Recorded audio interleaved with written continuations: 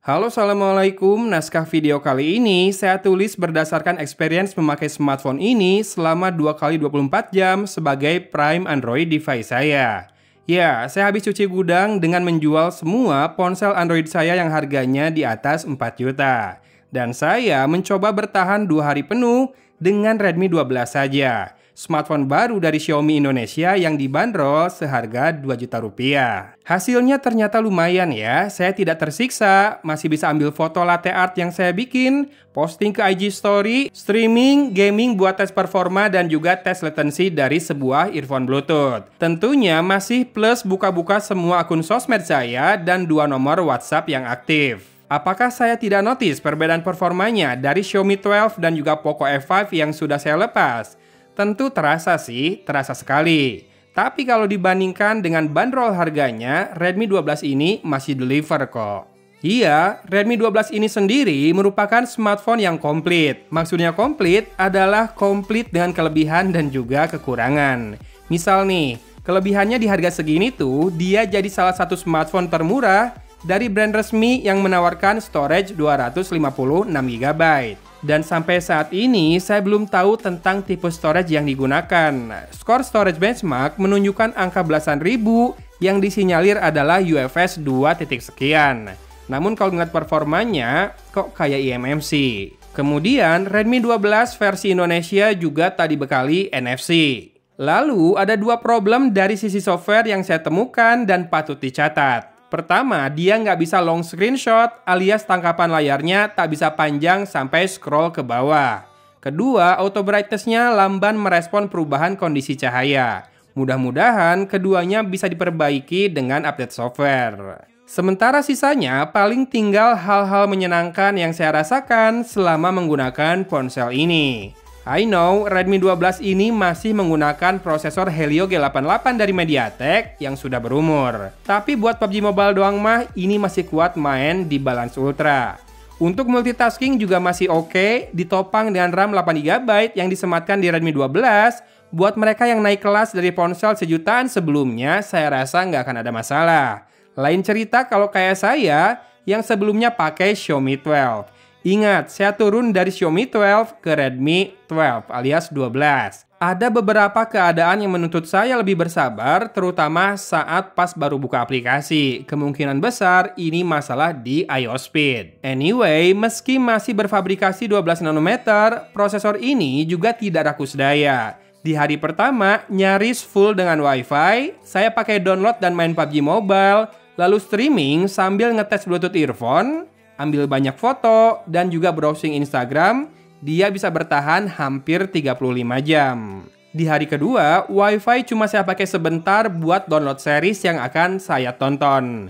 Lalu sisanya full pakai 2 kartu seluler. Penggunaan didominasi YouTube dan Prime Video, lalu saya tes kamera buat rekam video juga. Sisanya Instagram, online shop, dan juga WhatsApp, dia bisa bertahan 21 jam 47 menit. Kalau dianalogikan penggunaan pertama adalah pola pakai di hari libur dan penggunaan kedua adalah pola pakai di hari kerja, artinya Redmi 12 ini aman banget.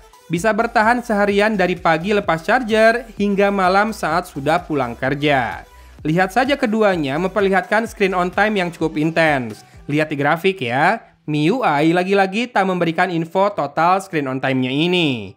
Oh ya, untuk streaming ini, loudspeakernya masih cukup kencang kok jika digunakan indoor. Hanya memang outputnya mono, cuma dari grill speaker di bagian sisi bawah saja.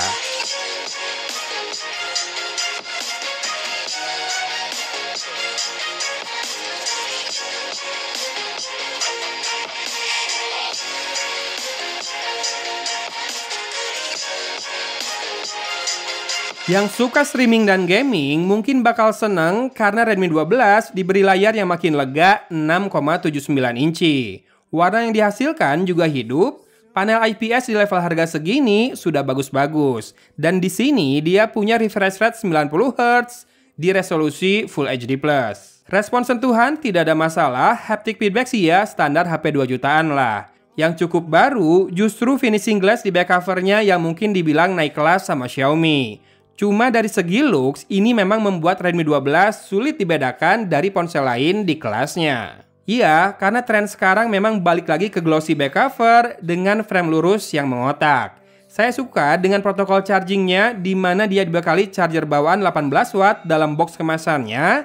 Selain itu, Redmi 12 juga sempat menunjukkan bisa terima input power delivery saat saya uji di sebuah video ulasan charger yang sudah saya buat. Saya juga suka dengan fakta bahwa Redmi 12 masih dibekali lensa ultrawide, sesuatu yang mulai jarang ditemukan di smartphone terjangkau zaman sekarang. Performa kameranya menurut saya memuaskan di mana hasil foto punya detail yang baik, tone warna yang balance, konsisten dan stabil, dengan hasil terbaik tentunya didapat di kondisi cahaya cukup.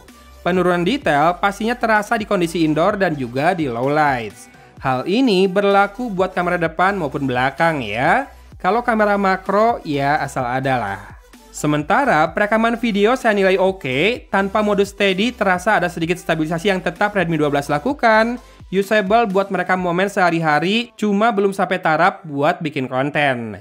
Resolusi maksimal video di Full HD 30 fps dan bisa disimak sampelnya nanti di akhir video. Untuk bandrol yang ditawarkan, Redmi 12 ini bagi saya make sense buat dibeli ya, dengan segala kelebihan dan juga kekurangannya. Buat kamu yang senang berkunjung ke situs GSM Arena, alias kamu-kamu yang senang bandingin spek secara online, bahkan juga belanjanya online, maka solusi dari Xiaomi itu ada di sub-brand mereka, yaitu Poco. Ya, simpelnya, kaum mendang-mending itu diakomodir hasratnya oleh Xiaomi di produk-produknya Poco. Redmi series yang dibilang naik kelas ini akan dipush Xiaomi sebagai ponsel pintar terjangkau dengan memori besar yang bisa dibeli di semua gerai penjualan.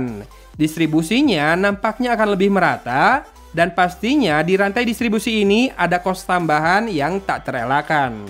Atau teman-teman mau sabar dulu, karena Redmi Note 12 series dan Redmi 12C saja buktinya bisa tuh mengalami penurunan harga dalam hitungan bulan sejak rilis. So inilah dia Redmi 12 dan segala pengalamannya yang bisa saya bagikan ke pemirsa setelah 2 hari penuh saya pakai sebagai smartphone utama Android saya. Semoga informasi ini membantu ya. Thanks for watching. Dari kota Cimahi, Agun pamit undur diri. Wassalamualaikum warahmatullahi wabarakatuh.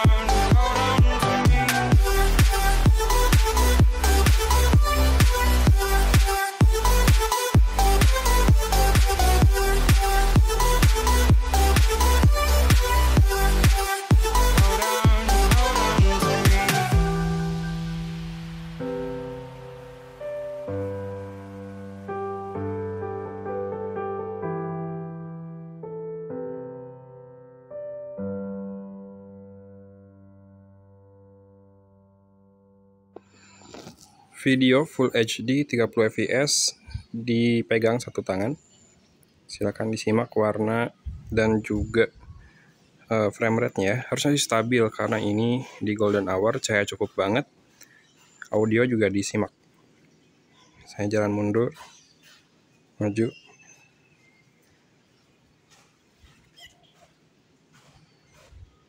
Bokehnya bagus nggak? Dan warnanya. Karena ini pencahayaannya pas. Kalau ini ultra wide, jangan ngarep bokeh kalau ultra wide, tapi harusnya lebih stabil lagi. Cuma memang titik fokusnya lebih luas ya, jadi nggak bokeh. Masih di ultra wide, kita coba turun. Saya lagi mau keluar rumah, jadi rekamnya sini aja.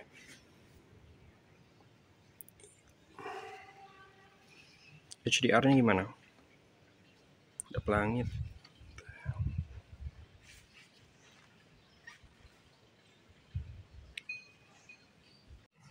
Ya ini zoom 1 kali, main lens. Ini bokehnya bisa lumayan kelihatan. Cuma HDR ya, rada pelan-pelan ya dapatnya ya. Yuk, kita sambil jalan. Dan terakhir naik tangga. Tidak ada mode stabilisasi atau ultra steady, tapi segini masih lumayan banget ya. Kamera makronya bisa pakai rekam video, tapi dekat banget jadinya kayak gini. Dan resolusinya pasti rendah banget.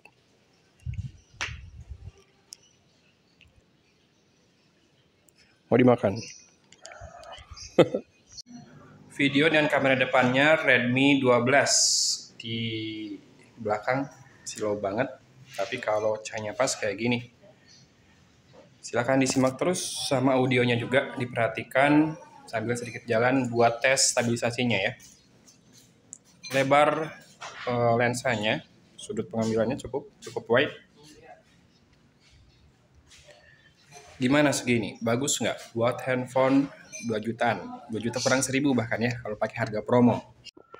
Dan ini contoh perekaman video dengan kamera depan indoor ya, tidak terlalu terang, tapi masih lumayan. Coba kita ke bagian yang lebih gelap lagi. Tuh. Kelihatan nggak barusan? Di cermin tuh ada handphonenya ya. Detail pasti turun sih, tapi teman-teman boleh cek juga audionya ya. Nah kalau ini pasti lebih bagus lagi, detail dan juga warna kulitnya karena ngadep ke jendela yang terang banget ya. Kalau yang tadi jendelanya rada gelap karena ketutup awning di garasi. Kalau ini jendelanya ngadep ke cahaya persis. Ini habis asar, berarti golden hour ya, bentar lagi ya. Makanya cahayanya bagus dan hasilnya kayak gini. Tinggal disimak audionya bagus nggak segini.